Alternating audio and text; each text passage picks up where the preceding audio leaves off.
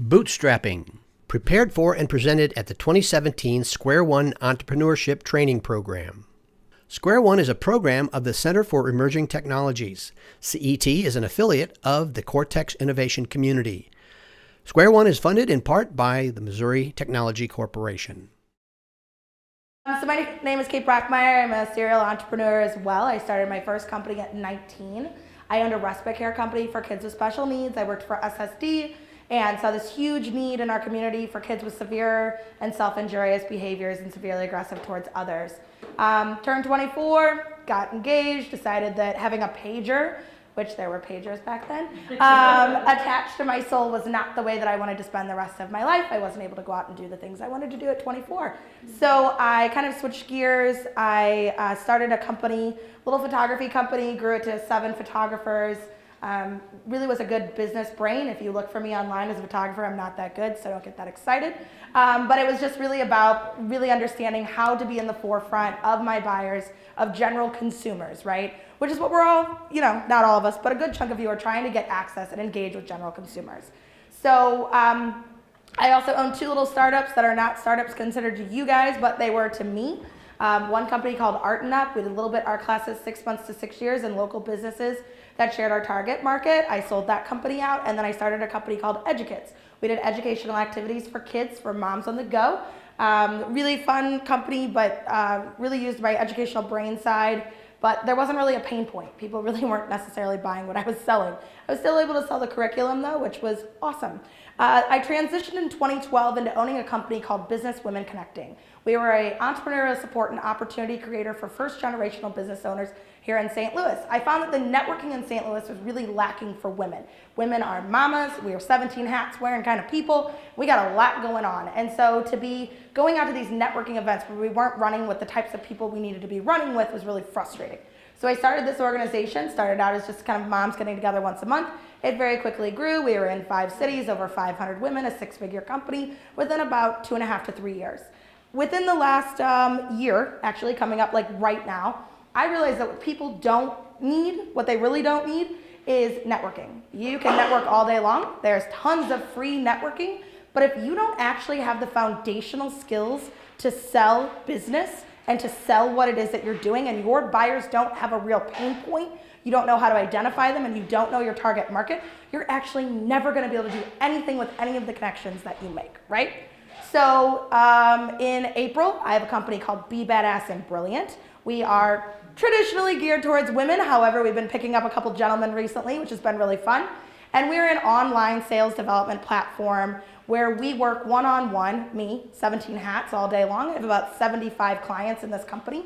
Started it technically in April, formally launched it in June, and we are about $1,100 away from being a $10,000 a month recurring income company. So I don't have a college degree. If I can do it, freaking anybody in this room can do it, okay? But the roots of what this comes down to is bootstrapping, right?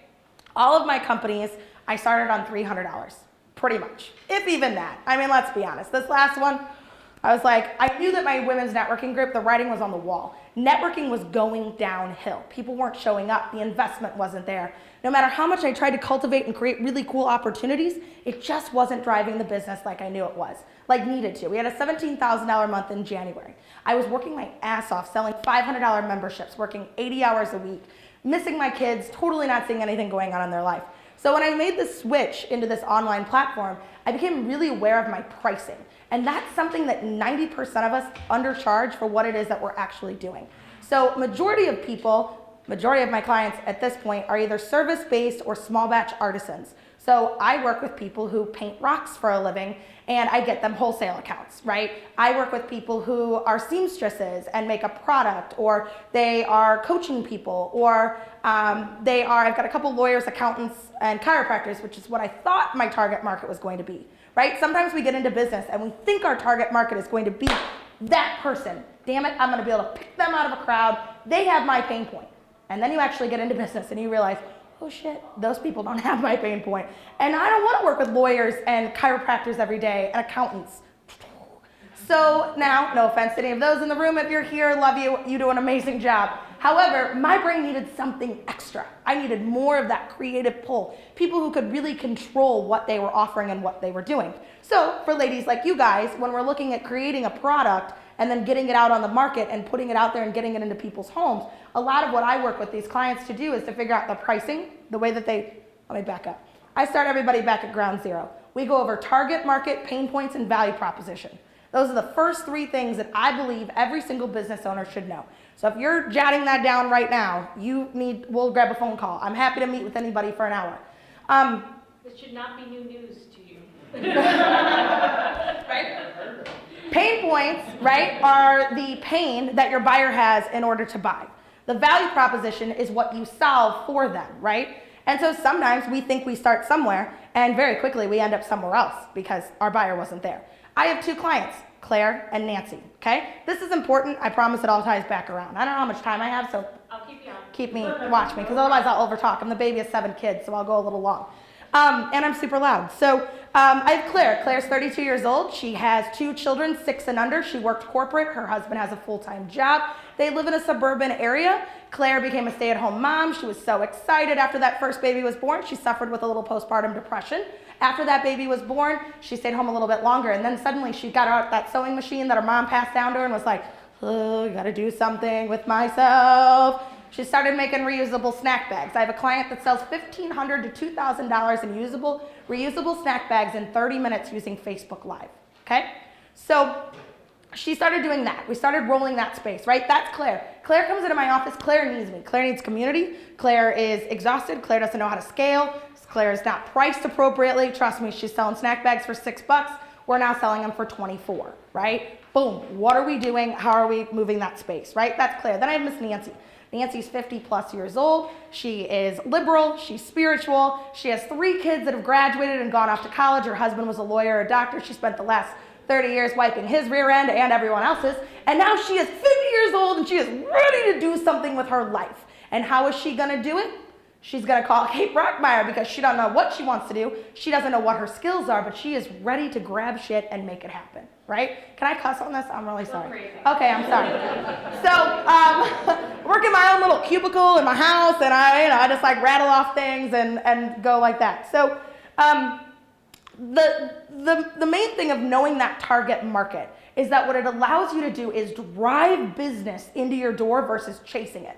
99% of the people out there right now in business, you go to Venture Cafe, you run into 15 financial advisors, right? Not to knock them, but they're chasing business because they have no idea how to drive it in, right? So when you know your target market, I use this example a lot. Let's say you go fishing on Lake Michigan, right?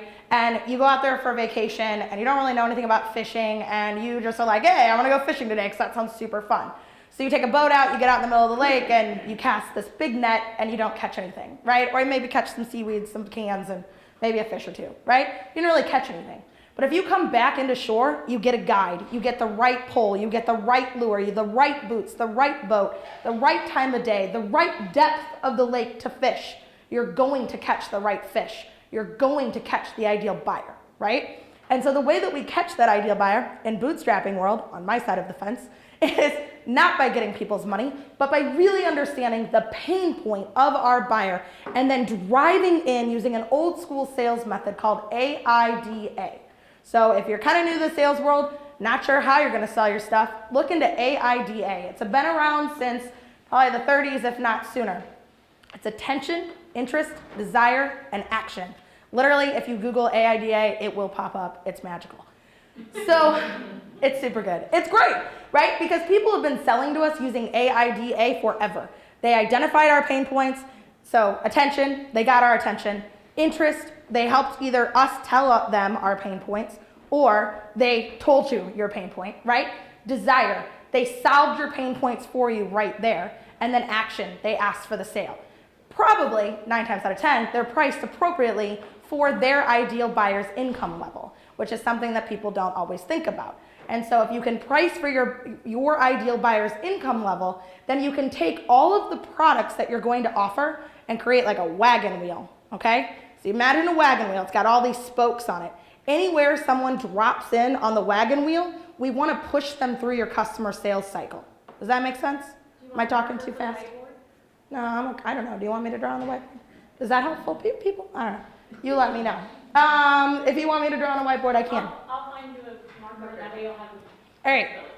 At this wagon wheel, right? So the customer sales cycle is how we really root into our bootstrapping to understand what our buyer needs and what we're going to sell to them next, right?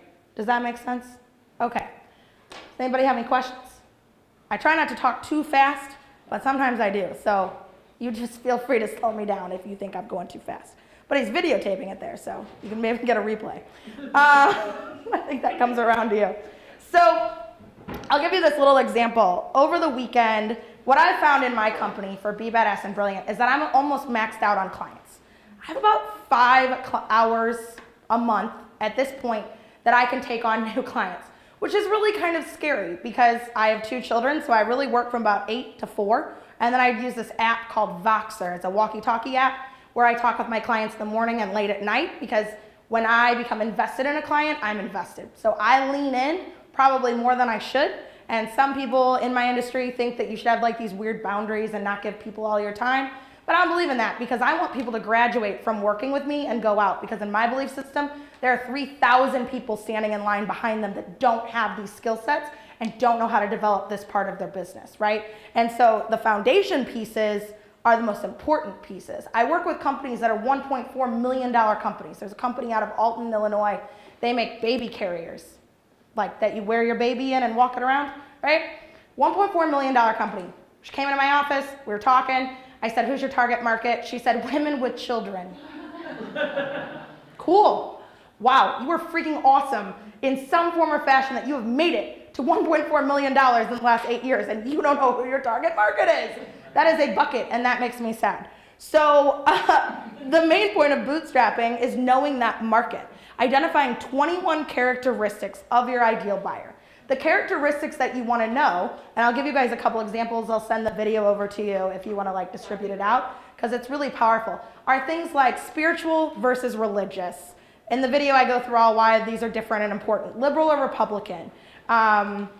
It might be a community leader or community follower.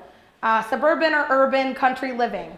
Married, single, parent, pet parent, or parent or pet parent, right? With kids, without kids, kind of that space. You want to start to identify all of these things about your buyer so that when you go to do your Facebook, your social media, whatever platform you're using, you can start to drive that buyer into you. Friday, I launched a new product called #Race to100K. I started demoing it last year with 3 people. I just took them on for fun. One is a lawyer for creatives, one is a girl that makes headbands, and one is a company that does, oh my God, my mind just blanked. Like personal styling and like consultations to help you clear out your closet, things like that, right? And so our goal was to close $10,000 a month in recurring income over the course of a year. The best part is for me is that I started my race in June and I have beat both of them, all three of them, which is really fun.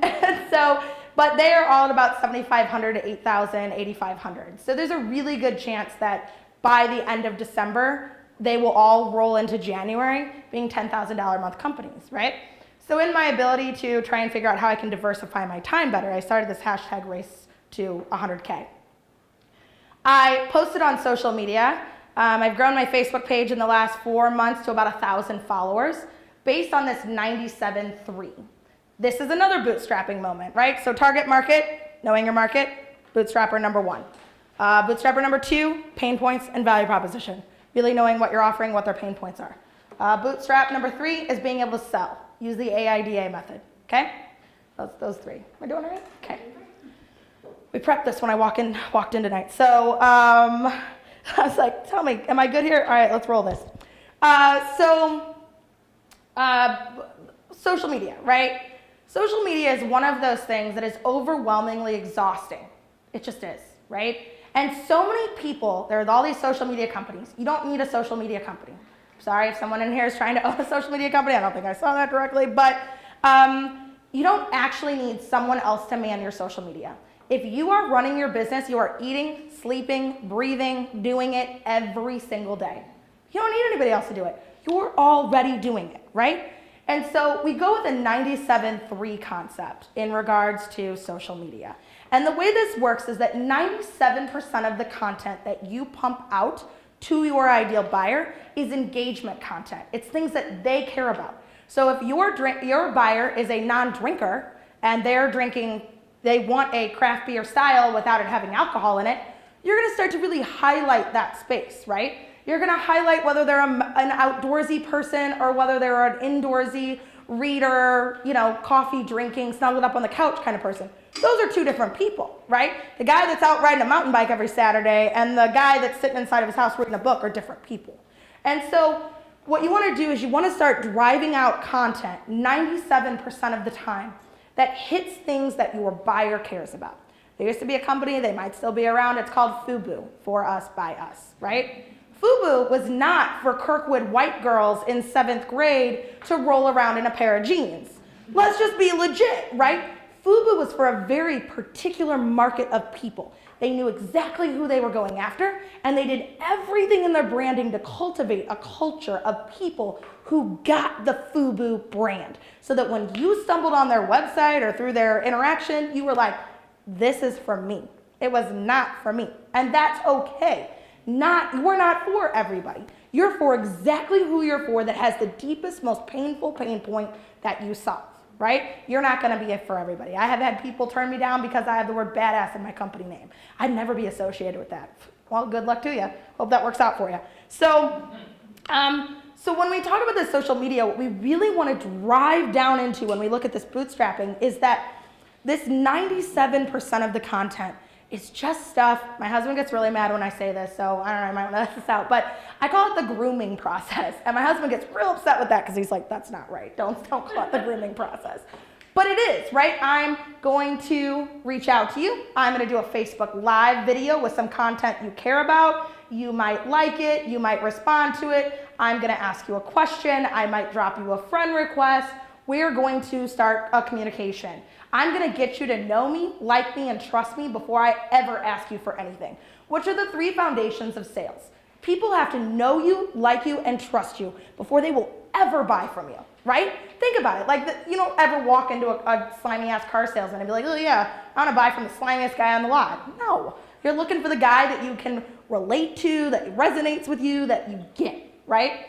So, the 3% of your content that you're dropping out is your sales content. 97% relationship engagement content, 3% sales content. When you go to sell to this buyer after you have created a relationship with them, they're in. They're in. They're going to buy whatever it is that you're pumping out because they're like, yes, I don't care what Kate Brockmeyer is selling. I am buying it all. And I'm gonna go through the entire customer sales cycle. So I'm gonna go from being a $99 a month client for 6 months to a $3,000 client in a year, right? And so you have to know, one of the things that I push a lot in the bootstrapping of pricing is that you have to know how many hours a week you have to work on whatever it is that you're doing. You have to know whether you're creating product, whether you are wearing all 17 hats, whether you're a mom and you've got these kids that you're trying to raise and have this product, like you have to know how many hours that you can work. Then we take the number of hours that you can work and we take that by the big number that you want to make a month and we start to figure out your pricing. Now, there's a really good chance that you might be the highest priced person on the block, blowing people out of the way. I got a candle company, they sell melts for $5.75. The average candle company is selling melts, they like come in a little box. I don't know if you guys know what I'm talking about, they're like little squares, you like put them in a little warmer thing, and like bleeds them out, whatever. The average company selling melts is selling them for like $325, $350. They sell on average $15,000 to $20,000 worth of melts a month. They're the highest priced melt on the block. Nobody cares, right? Because the delivery of the product, the engagement that they've created with their ideal buyers, and then what we've done is we've created the field of 100. So if you go to Google some of these terms that I'm using, you won't find them because they're my creation. So you'll just have to ask me, Kate Brockmeyer, what was that field of 100 thing you were talking about again? The field of 100, there's this huge push right now in the world of influencer marketing, right? And neuromarketing. You guys heard of anything about neuromarketing? I'm like such a junkie for this stuff. I'm like, oh, I need more. So neuromarketing is like the way that our brains and our behavioral, buyer behavior language interacts with something that we're buying, basically. So this really killer book called Smarter Screen. Get the name for it. Have you read it at all? Developmental guy over here?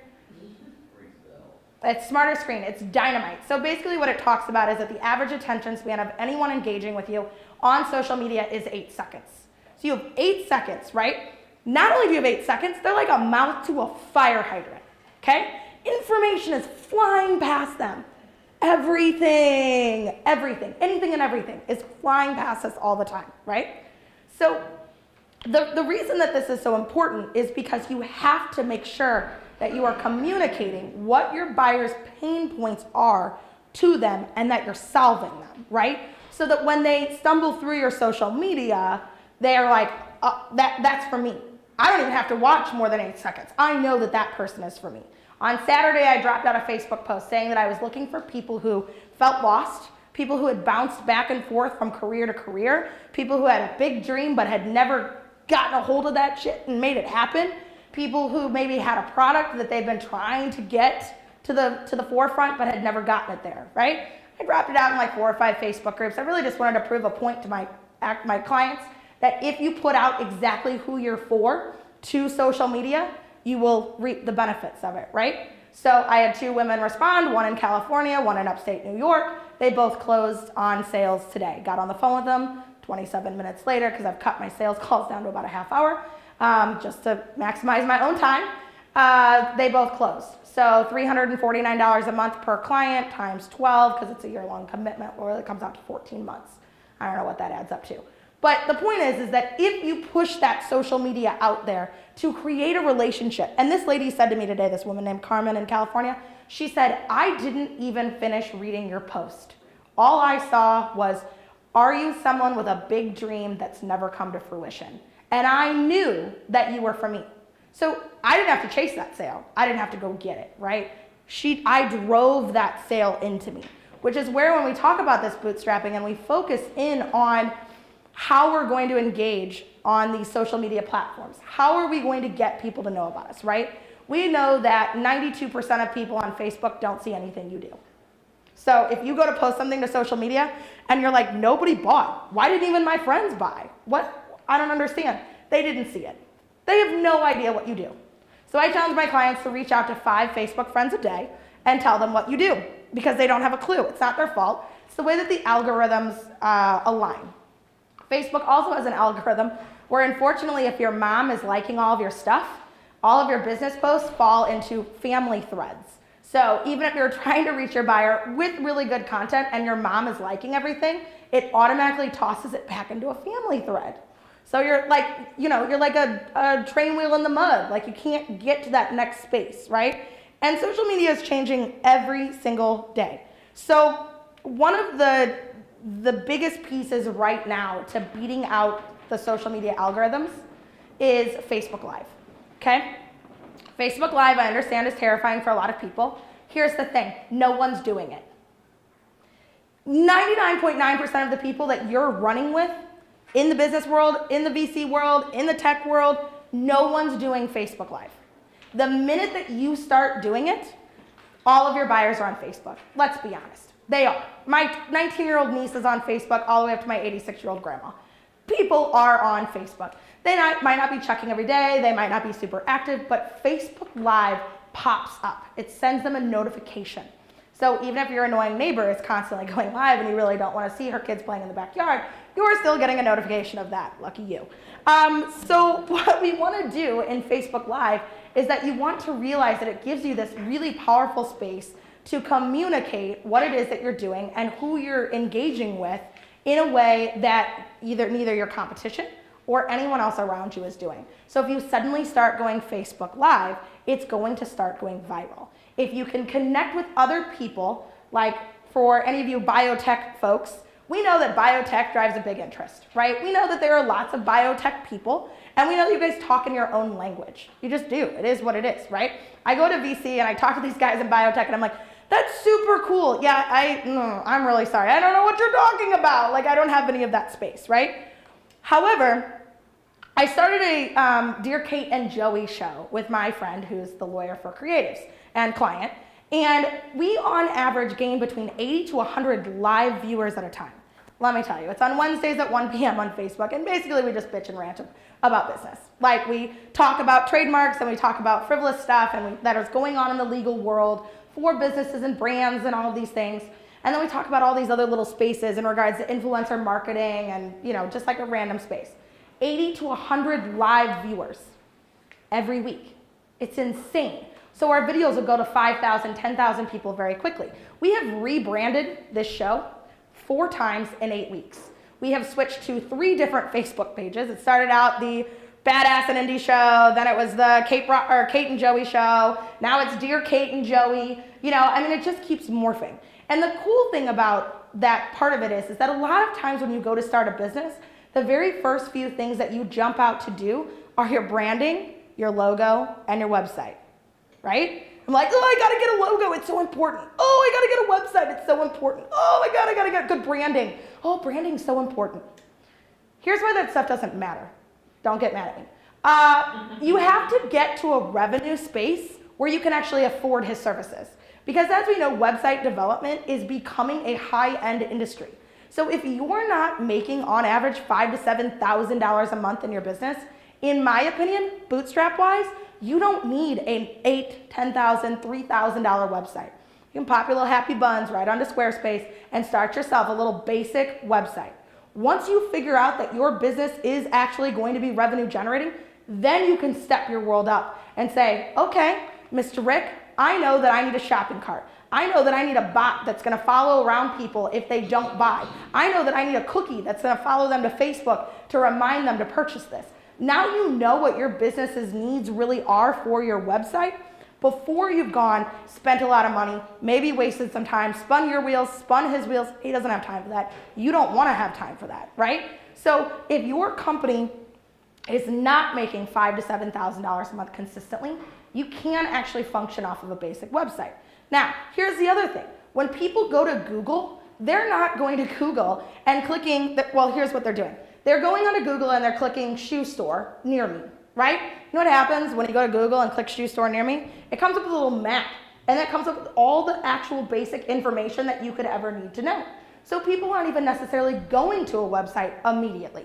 They're going to a website if they don't need the phone number, the address, or the location, in proximity to them. Oh, it's 2.4 miles, right? That's when they are then going to your website and saying, oh, okay, let me see more information. I need to know more about what this product or service or that is, right? But up until that point, Google has actually, in my opinion, started to create this barrier, which I think a lot of these big corporations, social media platforms, are going to start creating barriers. It's going to become a pay-to-play community, which we've seen a lot in Facebook. Facebook was never meant for you to make money off of it. That's not what Facebook wanted. That wasn't their plan, right? It was a way to connect. I've been on it since 2002. It was a way to connect and create community with your family and friends. So yes, you do have to pay to play, right? You do have to buy Facebook ads to better understand how to route that traffic back to your website. I have clients that do $2,000 worth of Facebook ads and make between $30,000 and $40,000 a month. So it works, it is there, but you have to put the cash out to pull it in, and you really have to work with someone who really understands Facebook ads. I'm not it, I can direct you to some good people. However, those little pieces of bootstrapping are the ways that you start to bring in the money that you would not sometimes be spending on a social media manager. You would be spending it on, having this big website developed. You would be spending it on an app when you might not actually need an app right away, because you can actually build something out, put a revenue stream behind it, and then go from there. If you don't have a revenue stream and you can't walk out of this room right now and be like, this is what I need to do to close X number of dollars, we have to rework everything that you're doing, because that's what business is. Business is strategy and business is revenue. Women were raised as young people not to talk about money. So we spend our whole lives never talking about money because money's scary. The first thing that I do when I get on the phone with you is I ask you, what's your revenue? How much are you making? How much do you want to make? What's your cost to profit ratio? And what products are you selling that are good sellers or bad sellers that should have a lower cost, lower time to make, higher profit that you might be missing, right? And so we look through all of those pieces to then identify what do you really need to push out. Am I good on time? You're good. Am I Can done? you go back and I know that it's related to neuromarketing, but otherwise I don't know what the field of 100 is. Oh yeah, I'm sorry. So the field of 100, so there's these brand reps right now, and we're talking a lot about influencer marketing in a lot of fields where people are saying, you know, if you get so-and-so to promote your product, people will buy. It's not true. People don't. Again, they have to have a need and a pain point. People don't want to give you their money. They just don't. I mean, think about the places that you want to throw money away at. There's not anywhere that you're like, yes, I want to just throw my money there. Maybe a trip to the Caribbean, but that's like it, right? So these brand reps and this influencer marketing is kind of becoming the next stage of marketing that people are pushing. So brand reps are coming to you and saying, hey, I have a beautiful kitchen and I'll put your dish towel on my oven, take some Instagram photos for you, and I'll sell it out, right? And I feel double-edged on all of that space, to be totally honest. I feel like brand reps do a lot of work for a little whatever they get out of it. And I feel like businesses are putting a lot of their eggs in one basket in a brand rep who's going to sell their business, which they're never going to, because that's not what a brand rep does, right? They're someone who's like, ooh, I got this product for 40% off. Woohoo, go me. You know, like classic Susie couponer. Awesome. So, which is great. There's this concept though that I teach my clients, and it's in creating the field of 100. And the goal is that you are going to create 100 clients who are going to megaphone for you. So they love what you do, they get what you do, they want to engage with you on this platform, they love everything about what you're pumping out, and they want more of it actually. And so the way that you create this, the way that you create this field of 100 is in delivering on-point customer service. It is in making sure that your product really fulfills someone's pain points. And it's in, oh, thank you so much. Oh, you're the best. This is why I need to hire some staff. I need somebody like this in my life. If you email me, you get me. If you call me, you get me. If you text me, you get me. So, life goals, right? Scalability. So the field of 100 becomes these people who become really invested in you, and they will follow you anywhere. When I owned my photography company, I had this woman named Jen Wright. She had 4 kids. I photographed her family 4 times a year. And then I launched a product where I charged $350 a month, and I would come to your house and photograph anything that you wanted me to photograph. Grandma's in town, let's bake pancakes together. Grandpa came to town, let's go paint out in the backyard. Let's do this. Oh, we got a new swing set. Come photograph the kids on the swing set. Cool, whatever. Did all of that, photographed her family still 4 times a year, and then monthly on top of it, which I did as a subscription model. So she paid me, you know, just auto paid. She didn't use it, too bad. Wasn't my problem, right? So after that, I launched Art and Up. She became an Art and Up client. After that, she educates, hosted a party at our house, really kind of her. Then when I launched my women's networking group, she got her business. She worked at a bank, and she got them to buy a membership, and then they bought a corporate membership. And now I have a product that really doesn't help her, and so she's constantly asking me if she can give me gift cards that my clients for $50, $100, $150 that they could use in their businesses, that Arsenal Credit Union can be a part of.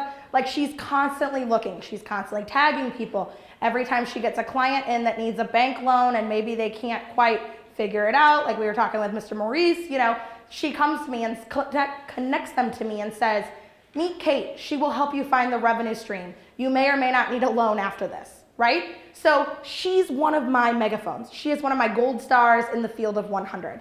And when you can create these people who love every single thing that you pump out, you're creating actually like a kind of a brain path with them that they are engaging with you regardless of what it is that you're rolling out, because they believe in everything that you pump out. Does that make sense? Okay. Thank you. Yes. Anything else? Where are we at? Am I good? How much time do I have left?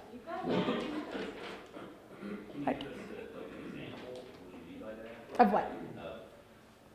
Doing this in practice. Yeah, so one of my favorite things to do to a client is to say, oh my gosh, I have loved working with you so much. I would love to work with anyone else that you might know that would be a good fit for me. So if you know of anybody that's a good fit for my world, I would love to work with you. That's step one, which is a really great way because people don't know to refer you unless you tell them that you need them to refer you, right? So if you go to the hairstylist, you assume she's slammed. Meanwhile, that hairstylist every day is going, oh God, who's gonna come in today? Oh, maybe I'll get somebody. Oh, I hope so, right? But because she didn't know to tell you that you needed new clients, you didn't check in, you didn't share her information, you didn't tell your neighbor that was looking for a new hairstylist, right? So we have to start that relationship with people and ask them to refer us in that way, right? That's like step one. Step two is to write a thank you card, a handwritten note card. Majority of people don't do that anymore. All of my clients, I encourage them, if they ship their products, to have like a little 5x7 card that has care information on the product and whatnot, and on the back has a handwritten, thank you so much, we hope you enjoy the product, da da da da. In this day and age, what people really miss, you can have a Facebook friend for 7 years and never hear their voice one time. You don't have any idea what they actually sound like in real life, right? Because you've just been Facebook friends forever and you don't actually know them, but you hear them by them typing to you, right? So people need those pieces of that connection that take it to the next level. I've moved all of my clients onto this Voxer chat, right? One of my mentors told me that people are auditory learners, and so some people are visual, right, which I knew, and some people are auditory and tactile and all of these things. So I created Voxer because I wanted my clients to have a stronger relationship with each other because I push a lot of community. Women need a lot of community. They're kind of isolated a lot. And so I pushed this community. Since I started the Voxer community, the members that engage in that space, no one's canceled. Now, it's been about 10 weeks, right?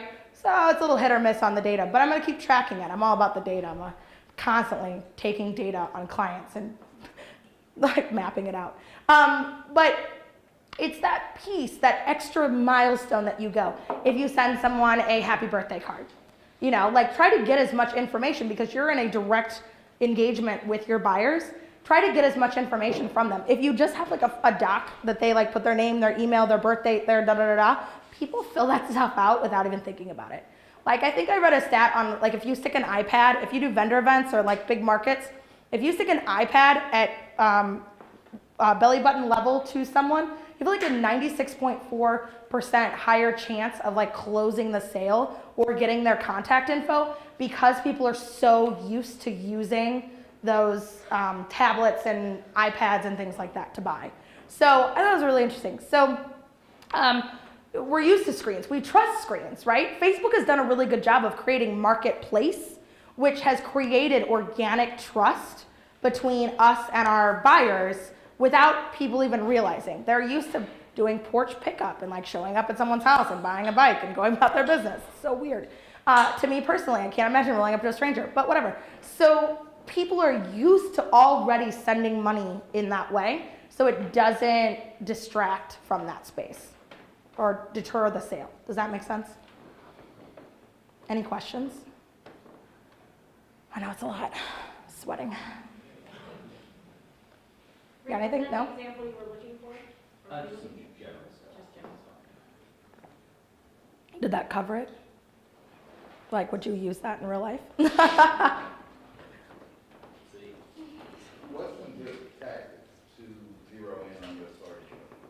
Yeah, so I'm gonna send you guys this video that I did for my clients. It's the 1 to 21.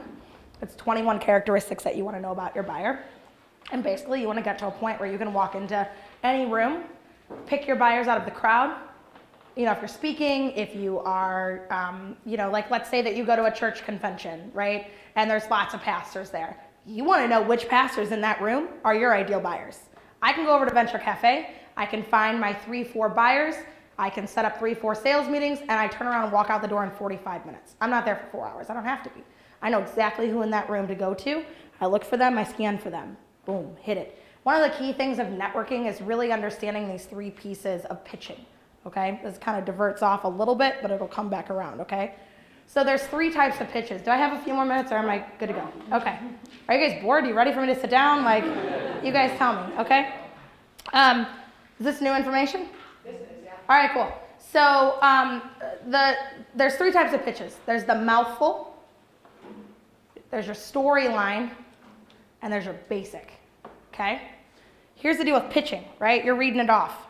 I get it. I have been in the reading it off space, pulling it up.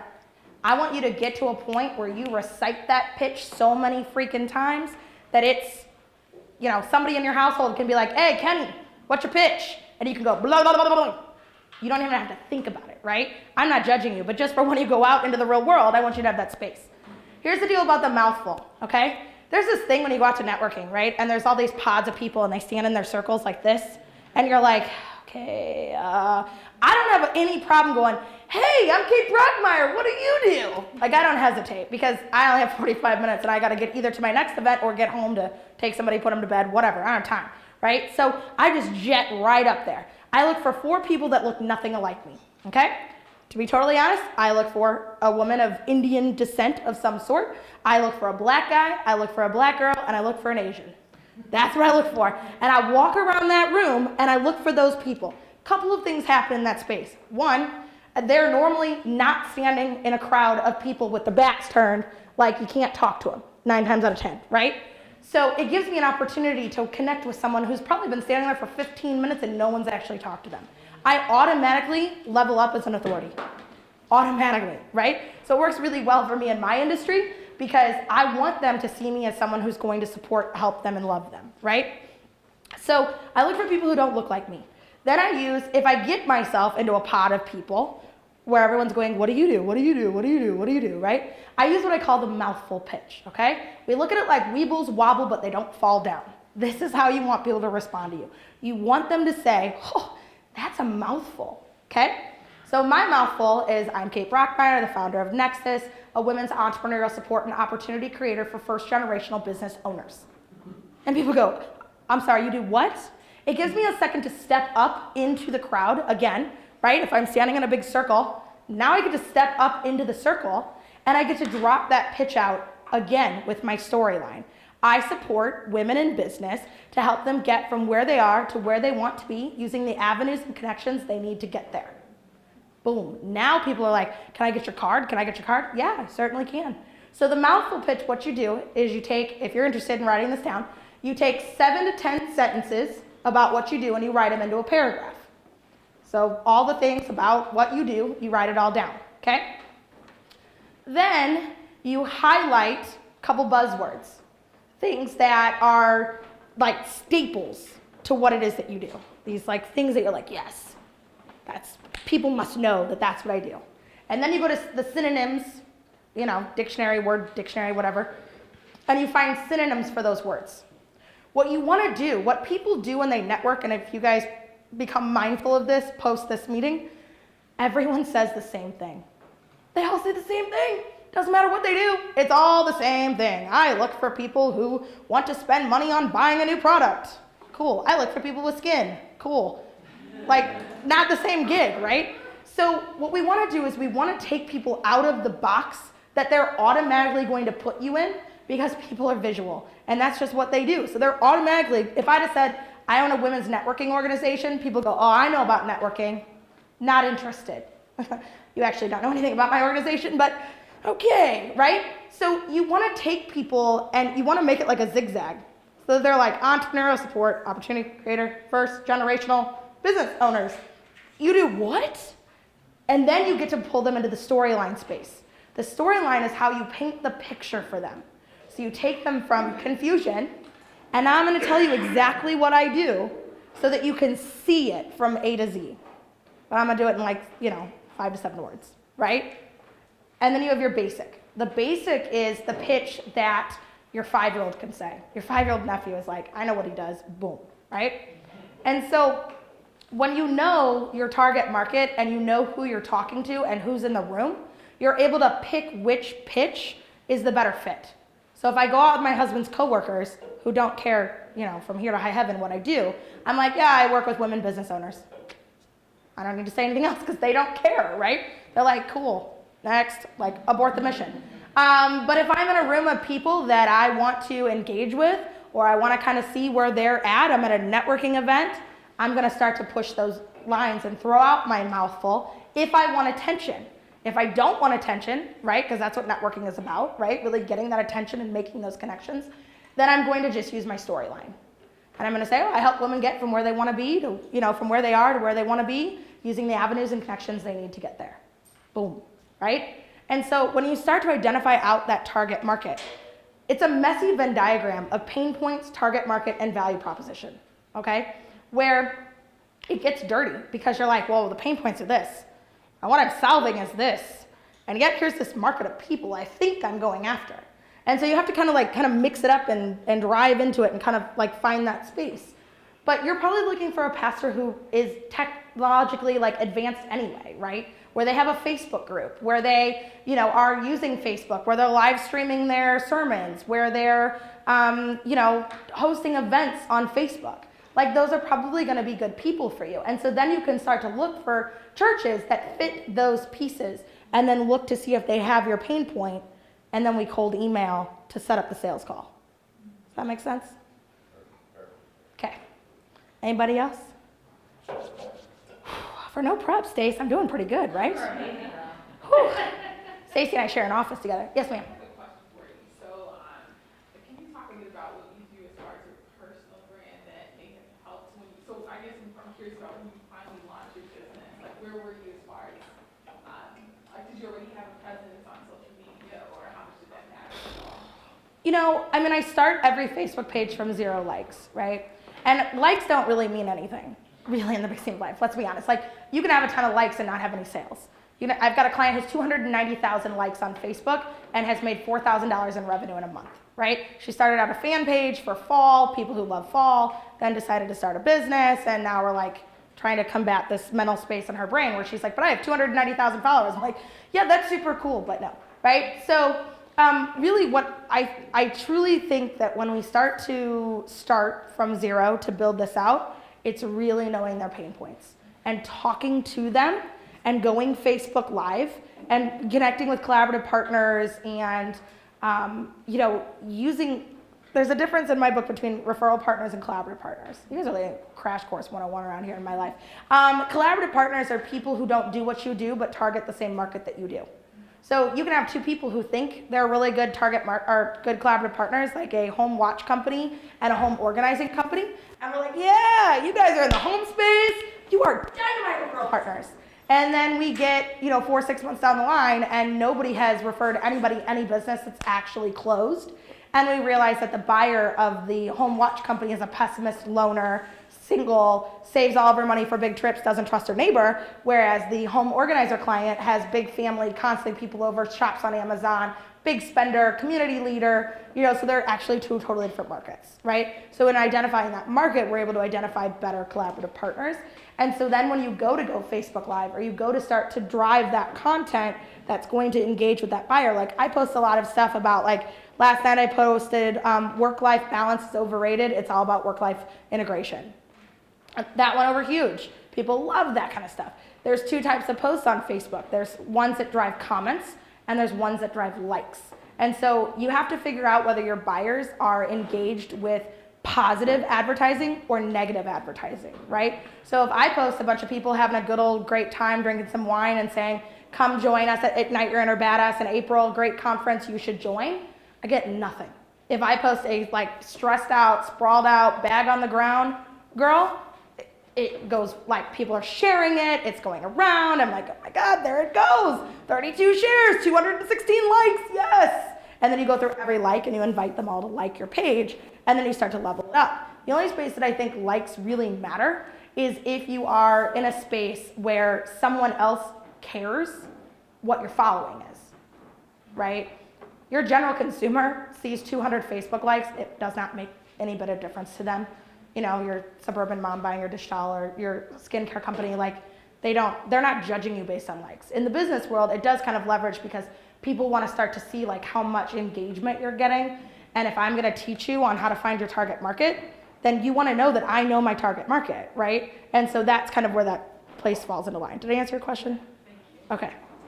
I've been on the phone since 6:15, so I'm a little sleepy this morning. So just making sure. Hit everybody? We good?